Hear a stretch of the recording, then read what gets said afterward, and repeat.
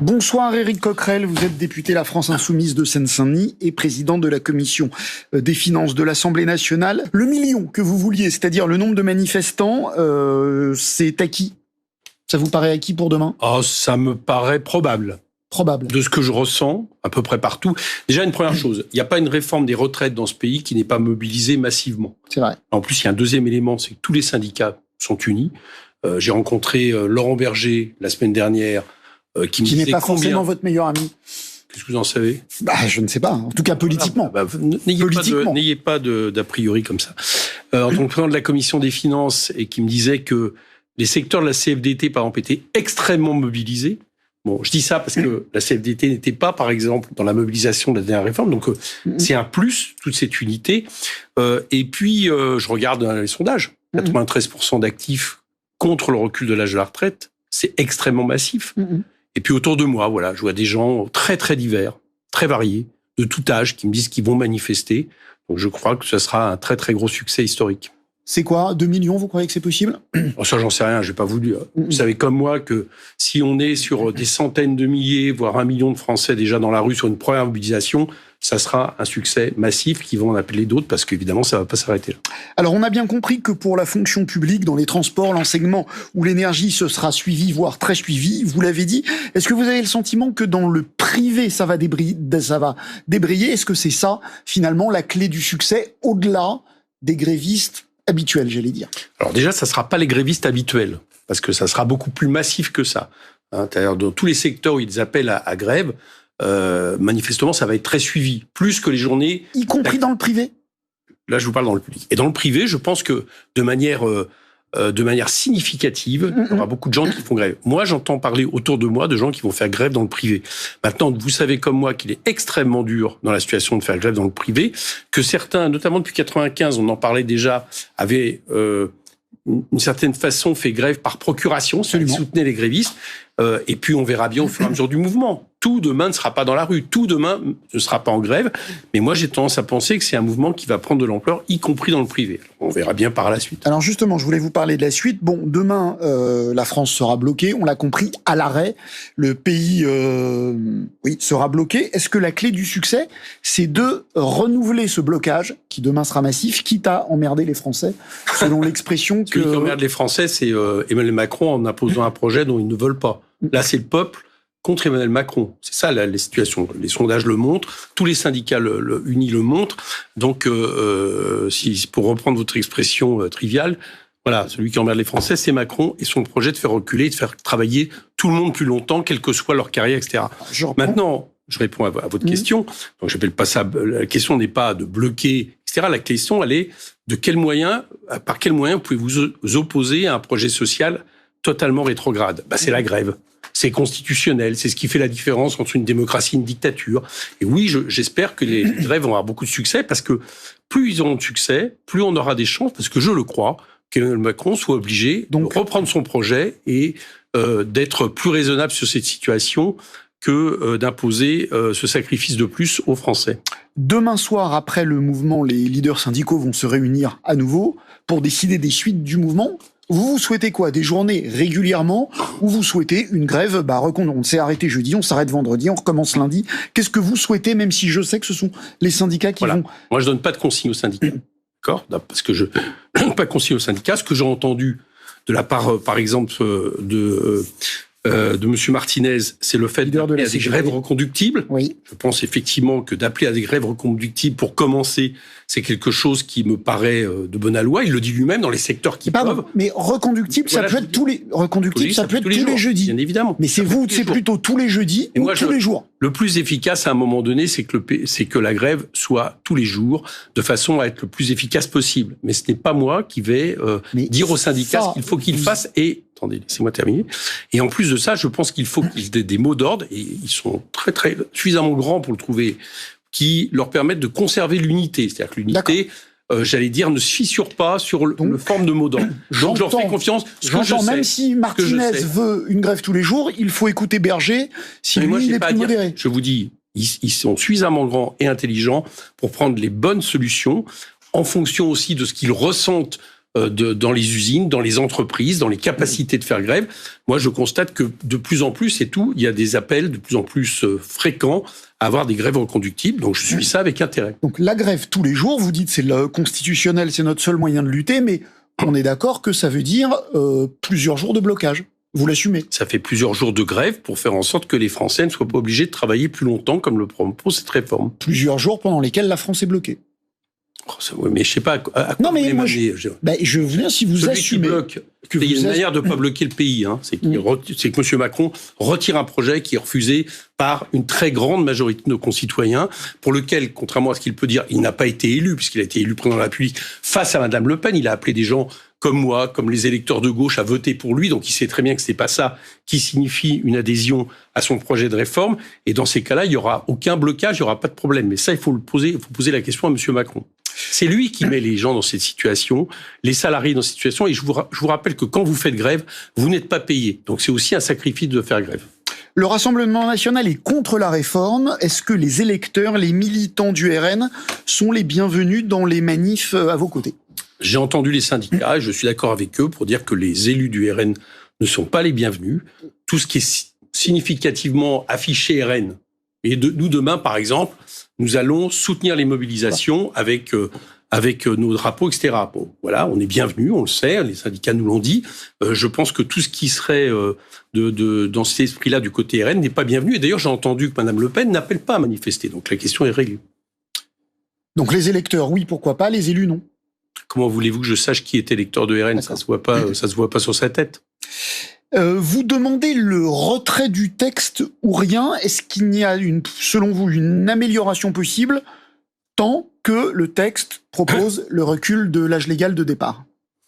Bah non, parce que c'est le cœur du texte. Enfin, le cœur du texte, c'est deux choses. C'est le recul de l'âge de départ. Et l'accélération de la durée. L'accélération, c'est-à-dire on passe à 43 ans de cotisation dès 2027 au lieu de 2035.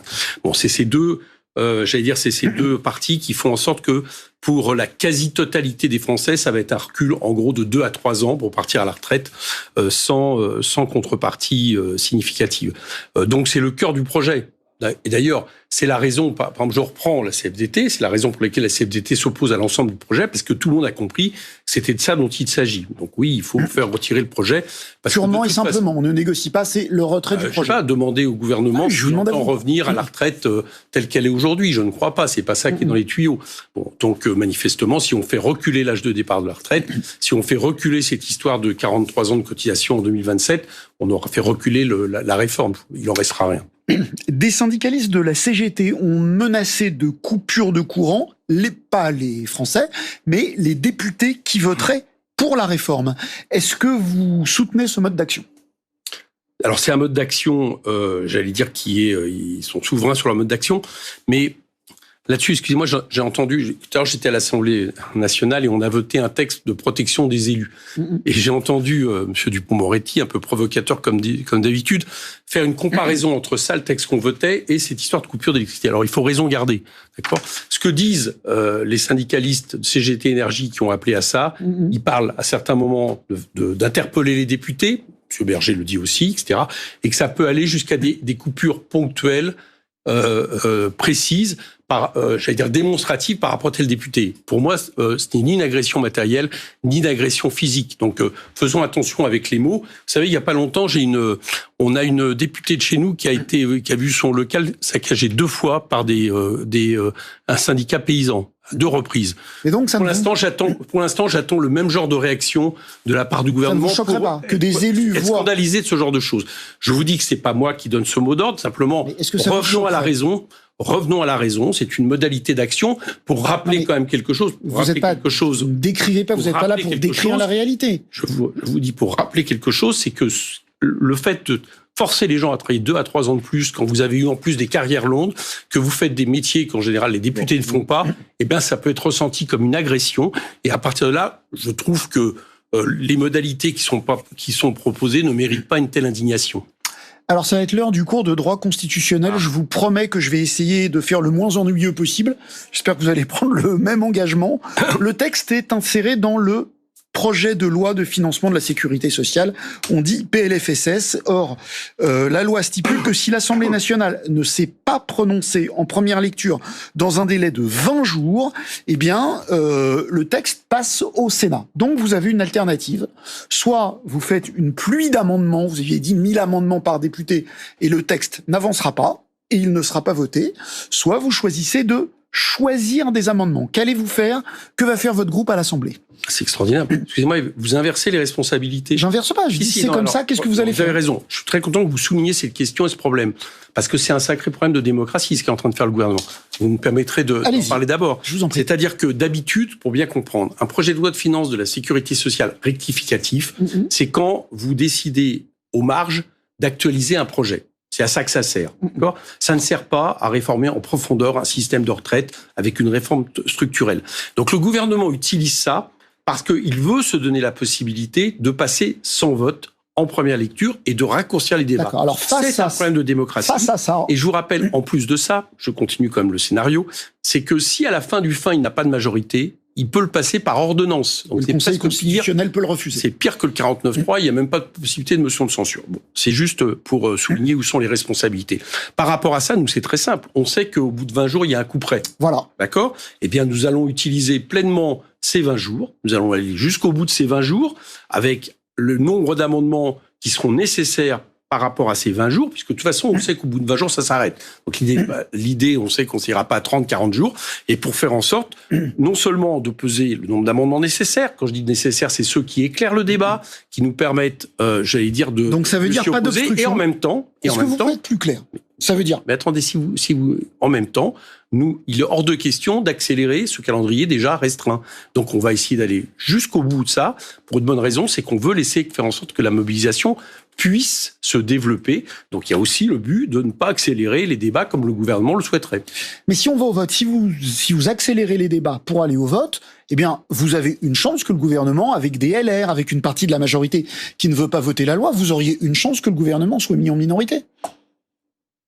Mais écoutez, ça c'est assez extraordinaire. Donc vous nous dites en gros accélérer le débat pour vérifier si le gouvernement a une majorité ou pas. Je vous dis qu'aujourd'hui le gouvernement n'a pas l'air très serein sur le vote. Ça vous avez raison, mais le gouvernement ne sera pas serein jusqu'au bout pour une bonne raison. Et c'est une des raisons pour lesquelles je pense que nous pouvons gagner, c'est que non seulement du côté LR, c'est-à-dire dans la coalition majoritaire qu'il imagine, il y a déjà des gens qui disent qu'ils veulent pas le voter, d'autres qui disent qu'ils... Il y en a même dans la majorité. Et il commence à y en avoir dans la majorité. Donc vous avez raison de dire que c'est par là que ça passera. Mais vous savez, la bonne façon à un moment donné de peser sur ces députés, c'est le niveau de mobilisation. Plus il sera haut, plus ils auront tendance à ne pas le faire. Okay. Donc je vous réponds. Et deuxième point, je le dis très clairement, puisque le gouvernement nous met dans une nasse antidémocratique, eh bien nous allons utiliser jusqu'au bout la possibilité qui nous est donnée pour que la mobilisation ait le temps de se développer.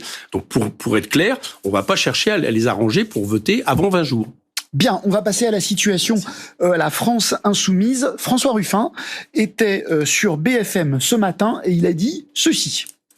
Il est nécessaire d'avoir davantage de démocratie à l'intérieur de la France insoumise. Vous n'avez pas besoin d'aller chercher Madame Hidalgo puisque je l'ai dit à un certain nombre de reprises. Puis il a aussi dit cela. Je vous ai dit, il faut davantage de démocratie à l'intérieur de la France insoumise. Voilà, c'est un montage, mais enfin, il l'a dit 2 fois en une émission. Est-ce qu'il a raison ? Vous savez que je l'ai pas caché. Par rapport à ce qui nous est proposé comme feuille de route actuellement, je pense qu'il y a pas mal d'améliorations à trouver. On est en train d'y travailler dans le groupe parlementaire. Et j'ai bon espoir qu'on y arrive. Ah, c'est marrant. Alors, sur les retraites, vous faites des réponses plus longues. Bon espoir que vous arriviez à quoi ? Qu'est-ce que vous voulez qu'on vote ? Qu'il y ait des votes ? Nous avons pour ma part, moi, j'ai des observations et des critiques que j'ai pu faire sur à la fois les modalités de direction, les représentativités. C'est sur la table. Et je pense que, vu l'état d'esprit aujourd'hui du groupe, de tout le groupe parlementaire, je pense qu'on va arriver à faire des propositions. Je pense et je l'espère, elles seront retenues par France Insoumise et la solution sera trouvée. Et vous voulez pas m'en dire plus ? Excusez-moi, mais les débats, en gros, chacun fait comme il veut. Je veux dire, j'ai aucun problème sur le fait que François et d'autres aillent plus loin dans la critique. moi, je souhaite le faire en interne parce que je pense que ça va être plus efficace pour essayer d'obtenir ce que je souhaite, c'est-à-dire des améliorations dans le sens de la démocratie, dans le sens de la représentativité. Et pour être clair avec vous, je pense qu'il n'y a pas le feu à la maison. Je pense que entre ce qui est sur la table, où il y avait avec des aspects positifs, parce que c'est la première fois que France Insoumise se structure. Donc localement, par exemple, on prévoit des choses d'achat de local, de coordination départementale. Je vais pas détailler parce que le sujet n'est pas là. Mais il y a pas mal de choses qui sont satisfaisantes. Il y a effectivement des points qui me posent problème. Je le dis. Bon, et simplement, contrairement à ce que vous pourriez peut-être souhaiter, je ne sens pas du côté de France Insoumise, y compris de la direction, des responsables, une réticence à essayer de modifier ces points. Si c'est pas le cas, on verra bien, mais pour l'instant, j'ai bon espoir que ça soit le cas.